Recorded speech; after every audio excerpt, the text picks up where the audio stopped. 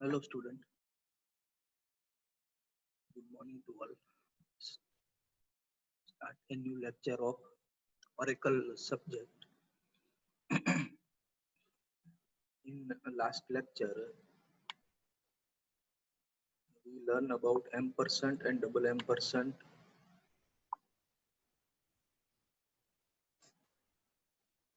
Use ampersand ની મદદથી આપણે વેલ્યુ રન ટાઈમ એન્ટર કરી શકીએ SQL ની અંદર. ડબલ એમ્પરસેન્ટ નો યુઝ આપણે વેલ્યુ એકવાર એન્ટર કરીએ પછી એ વેલ્યુ સેવ થઈ જશે. સેકન્ડ ટાઈમ માટે વેલ્યુ એન્ટર કરવાનું કહેશે અને એ વેલ્યુ એના માટે ફિક્સ થઈ જશે. આપણે એડિશન સબસ્ટ્રેક્શન એના માટેના પ્રોગ્રામ પણ જોયા હતા અને આપણે એ પણ જોયું હતું કે કોલન ઇક્વલ ટુ નો યુઝ કેવી રીતે કરવાનો. બરાબર. હવે આપણે આગળ નવો પ્રોગ્રામ કરીએ. બે વેલ્યુ એન્ટર કરો અને વેલ્યુ એક્સચેન્જ કરવાની છે, સ્વેપ કરવાની છે. એટલે બે વેલ્યુ એન્ટર કરવાની છે, એના માટે બે વેરિયેબલ છે આપણી પાસે a અને b, અને થર્ડ વેરિયેબલ ની જરૂર પડશે એક્સચેન્જ કરવા માટે ટેમ્પરરી વેરિયેબલ. એ વેલ્યુ આપણી પાસે એન્ટર કરાવશું આપણે. એન્ટર નંબર 1, એ વેલ્યુ એન્ટર કરો એ a માં સ્ટોર થઈ જશે. એન્ટર નંબર 2 અને જે વેલ્યુ એન્ટર કરો એ b માં સ્ટોર થશે. a અને b ની વેલ્યુ આપણે વિધાઉટ એક્સચેન્જ અત્યારે પ્રિન્ટ કરાવેલી છે, a અને b ની વેલ્યુ. એની વેલ્યુ આપણે સપોઝ એક્ઝામ્પલ 10 અને b ની વેલ્યુ 20 લીધેલી છે. હવે એક્સચેન્જ કરવા માટે આપણે ટેમ્પરરી a ની વેલ્યુ c ટેમ્પરરી વેરિયેબલમાં સ્ટોર કરશું. એટલે a ની વેલ્યુ c માં ટ્રાન્સફર થઈ ગઈ, એની વેલ્યુ નીલ. તો b ની વેલ્યુ હવે a માં ટ્રાન્સફર કરશું. એટલે હવે b ની વેલ્યુ a માં ટ્રાન્સફર થઈ એટલે b ની વેલ્યુ નીલ છે. એટલે c જે ટેમ્પરરી ની વેલ્યુ હતી, જેની પાસે a ની વેલ્યુ હતી, એ આપણે હવે b માં સ્ટોર કરાવી દઈશું. એટલે a ની વેલ્યુ 10 c માં સ્ટોર થશે એટલે c ની વેલ્યુ 10. બરાબર. b ની વેલ્યુ a માં જશે એટલે a ની વેલ્યુ 20 અને c ની વેલ્યુ એટલે કે a ની વેલ્યુ જે હતી એ b માં જશે એટલે એક્સચેન્જ થઈ ગઈ. a અને b ની વેલ્યુ 20 અને 10. આફ્ટર સ્વેપિંગ આપણે વેલ્યુ પ્રિન્ટ કરાવી એટલે a ની નવી વેલ્યુ હવે આવશે 20 અને b ની નવી વેલ્યુ આવશે 10. બરાબર. c એક ટેમ્પરરી વેરિયેબલ આપણે લીધેલો છે એક્સચેન્જ કરવા માટે. બરાબર.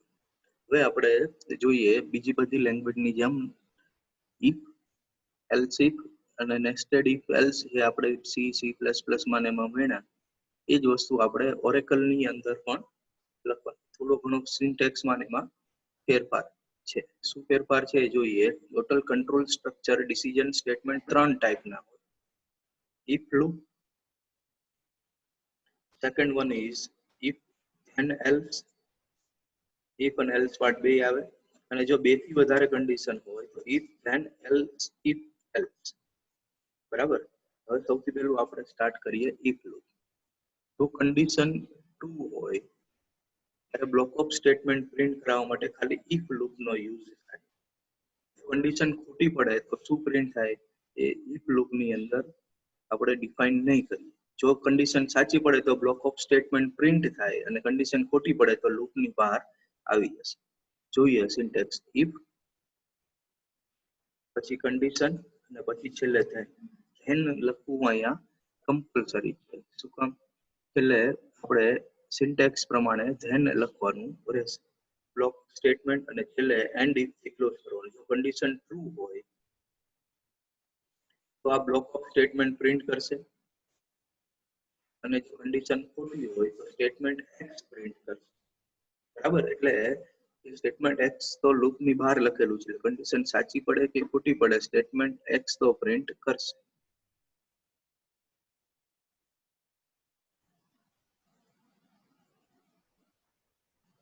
બરાબર. એક એક્ઝામ્પલ જોઈએ કે એક નંબર એન્ટર કરવો એ નંબર 5 થી મોટો છે કે નહીં. તો એક નંબર એન્ટર કરવા માટે ડિક્લેરેશન પાર્ટની અંદર એ વેરિયેબલ લીધું છે. બિગિન પાર્ટની અંદર આપણે એક નંબર એન્ટર કરાવશું. સપોઝ એ નંબર મેં એન્ટર કર્યો 50. 15 is greater than 5, તો કન્ડિશન ટ્રુ થશે એટલે મેસેજ આવશે ગ્રેટર ધેન 5. અને બહાર તો આપણે એક સ્ટેટમેન્ટ જે લખેલું છે લૂપની બહાર છે એટલે કન્ડિશન સાથે કાંઈ લેવા દેવા નથી, એટલે હેવ એ નાઇસ ડે એવો મેસેજ આવશે. પણ ફોર એક્ઝામ્પલ હું એન્ટર કરું 3 is not greater than 5, condition false થશે એટલે ડાયરેક્ટ મેસેજ આવશે હેવ એ નાઇસ ડે. બરાબર. હવે હું એક સપોઝ એન્ટર કરું 5, તો 5 is not greater than 5 એટલે ડાયરેક્ટ મેસેજ આવશે હેવ એ નાઇસ ડે. બરાબર. તો આપણે ખાલી if કન્ડિશન ટ્રુ હોય તો જ બ્લોક ઓફ સ્ટેટમેન્ટ પ્રિન્ટ કરશે. હવે આપણે જો કન્ડિશન ટ્રુ હોય ત્યારે એક સ્ટેટમેન્ટ પ્રિન્ટ થાય અને કન્ડિશન ફોલ્સ હોય ત્યારે અનધર સ્ટેટમેન્ટ પ્રિન્ટ થાય.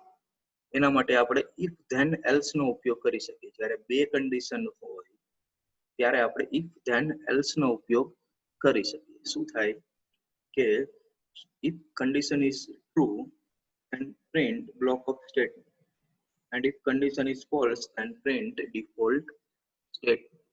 જો કન્ડિશન સાચી હોય તો if block સ્ટેટમેન્ટ પ્રિન્ટ કરે અને જો કન્ડિશન ખોટી હોય તો ડિફોલ્ટ સ્ટેટમેન્ટ પ્રિન્ટ કરશે. બરાબર. બે કન્ડિશન માટે એક્ઝામ્પલ જોઈએ આપણે.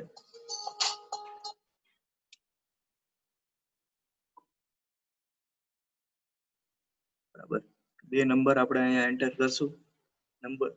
બે નંબરમાંથી મેક્સિમમ નંબર કયો છે, નંબર 1 કે નંબર 2, એ આપણે ચેક કરવાનું છે. એટલે બે નંબર એન્ટર કરશું, એ અને બી.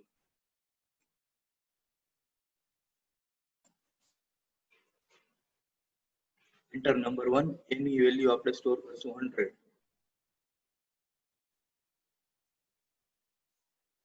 એન્ટર નંબર 2, નંબર 2 ની વેલ્યુ આપણે એન્ટર કરશું 20.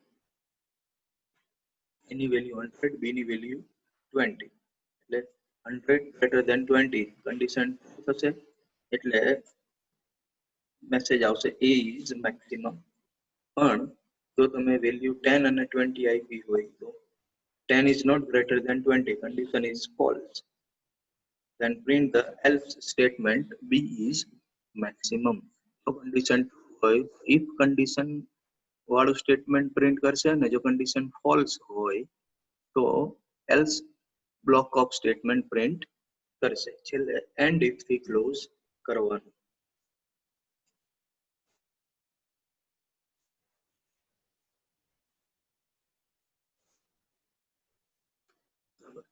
હવે એ જ રીતે બે કન્ડિશન માટે તમે enter number and odd and even પણ ફાઇન્ડ કરી શકો.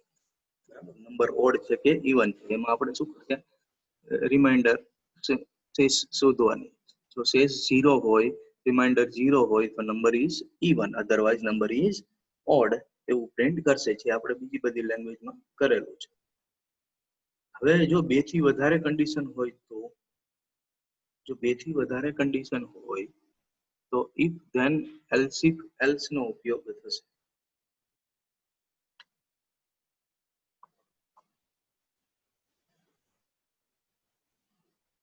બરાબર.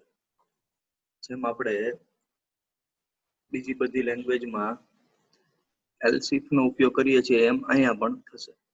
શું થાય ધ્યાન એ રાખવાનું છે, સિન્ટેક્સમાં ELS else ELS E હોય પણ અહીંયા ELS માત્ર લખવાનું છે. બરાબર. ELS IF વચ્ચે સ્પેસ નથી. તો if condition 1 is true then print the statement 1, but it is false then check the another condition, means condition 2. If it is true then print the statement 2, and if it is false then check the another condition, condition 3. બરાબર.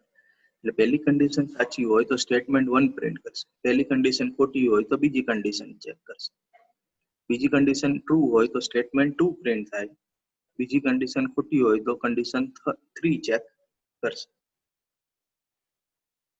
Condition 3 જો true હોય તો statement 3 print કરશે.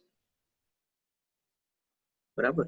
જો બધી જ condition false હોય તો ડિફોલ્ટ સ્ટેટમેન્ટ પ્રિન્ટ કરશે.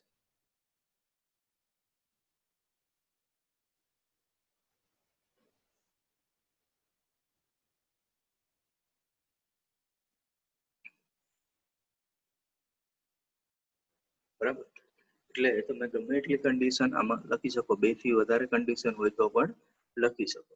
બરાબર, હવે આપણે 2 થી વધારે કન્ડિશન વાળું એક્ઝામ્પલ જોઈએ. એક નંબર એન્ટર કરો અને નંબર પોઝિટિવ, નેગેટિવ ઓર ઝીરો છે કે નહીં ચેક કરો. 3 કન્ડિશન છે આપણી પાસે. કાં તો નંબર પોઝિટિવ છે, કાં તો નેગેટિવ છે અને કાં તો ઝીરો છે. એટલે એક નંબર એન્ટર કર્યો આપણે. બરાબર, નંબર ફોર એક્ઝામ્પલ આપણે એન્ટર કર્યો 10. આપણે અહીંયા 3 કન્ડિશન લખેલી છે. નંબર 0 થી મોટો હોય એટલે number is greater than 0 and print number is positive. Condition false હોય તો બીજી ચેક કરશે, નંબર ઇઝ લેસ ધેન 0. જો નંબર 0 થી નાનો હોય તો નંબર ઇઝ નેગેટિવ પ્રિન્ટ કરશે, અને જો નંબર પોઝિટિવ નો હોય, નેગેટિવ નો હોય તો 0 પ્રિન્ટ કરશે. એટલે આપણે ફોર એક્ઝામ્પલ એક નંબર એન્ટર કરીએ 10. બરાબર, તો 10 ઇઝ ગ્રેટર ધેન 0, તો મેસેજ આવશે નંબર ઇઝ પોઝિટિવ. પછી આપણે એન્ટર કરીએ -10, તો -10 ઇઝ નોટ ગ્રેટર ધેન 0. એટલે બીજી કન્ડિશન ચેક કરશે, -10 લેસ ધેન 0. કન્ડિશન ટ્રુ થાય એટલે જવાબ આવશે નંબર ઇઝ નેગેટિવ. બરાબર, હવે આપણે સપોઝ 0 એન્ટર, તો 0 ઇઝ નોટ ગ્રેટર ધેન 0. એટલે સેકન્ડ કન્ડિશન ચેક કરશે, 0 is not less than 0. એટલે લાસ્ટ કન્ડિશન પ્રિન્ટ થશે નંબર ઇઝ 0. બધી કન્ડિશન ફોલ્સ હોય તો ડિફોલ્ટ સ્ટેટમેન્ટ એલ્સ બ્લોક વાળું પ્રિન્ટ કરશે.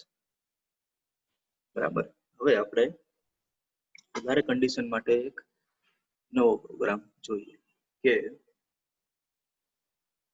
ની અંદર આપણે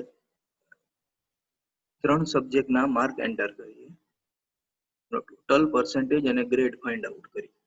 તો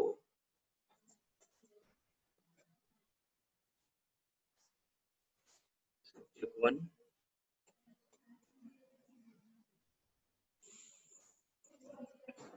subject 2,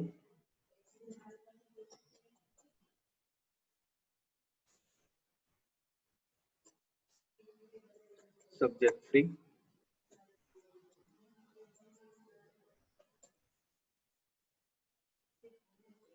total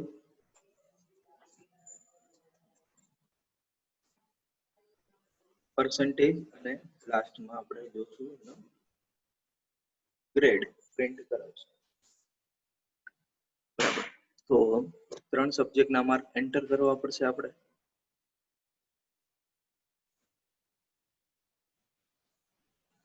subject 1 colon equal to subject સબ્જેક્ટના માર્ક એન્ટર કરશું. સબ્જેક્ટ 2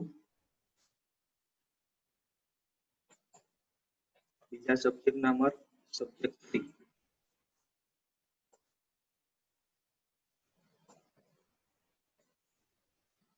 બરાબર, 3 સબ્જેક્ટના માર્ક આપણે એન્ટર કરશું.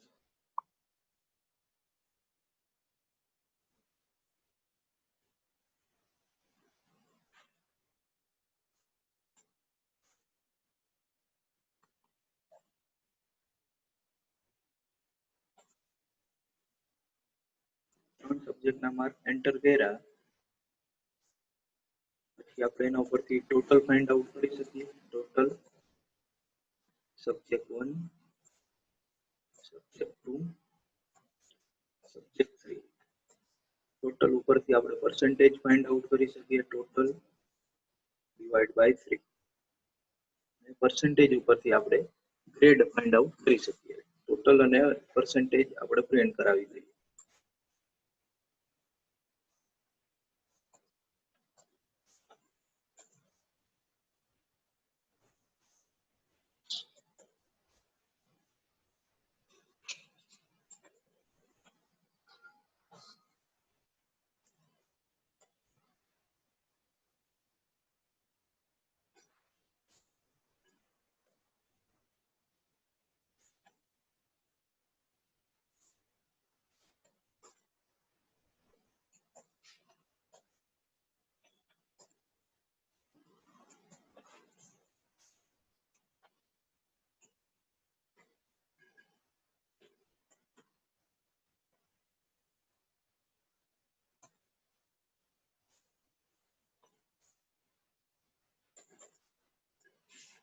ટોટલ અને percentage પ્રિન્ટ કરાવ્યું. હવે percentage ઉપરથી આપણે ગ્રેડ ફાઇન્ડ આઉટ કરશું. જો percentage 70 કે તેથી વધારે હોય તો મેસેજ આવશે ડિસ્ટિંક્ટ. કન્ડિશન ફોલ્સ હોય તો ચેક કરશે percentage greater than equal to 60 તો રિઝલ્ટ આવશે ફર્સ્ટ ક્લાસ. હવે ત્રીજી કન્ડિશન ચેક કરશે percentage is greater than equal to 50 જો કન્ડિશન ટ્રુ હોય તો રિઝલ્ટ આવશે second class. percentage is greater than equal to 40 તો મેસેજ આવશે પાસ ક્લાસ. બધી કન્ડિશન ખોટી હોય તો રિઝલ્ટ ફેલ. બરાબર. પહેલી કન્ડિશનમાં if લખવાનું, બીજી બધી કન્ડિશનમાં else if, ELS I.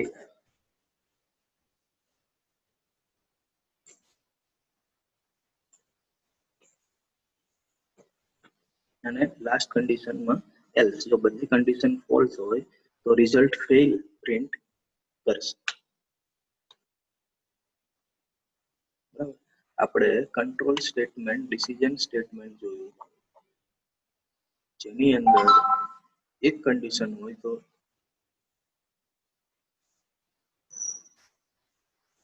if condition થી ચેક થશે.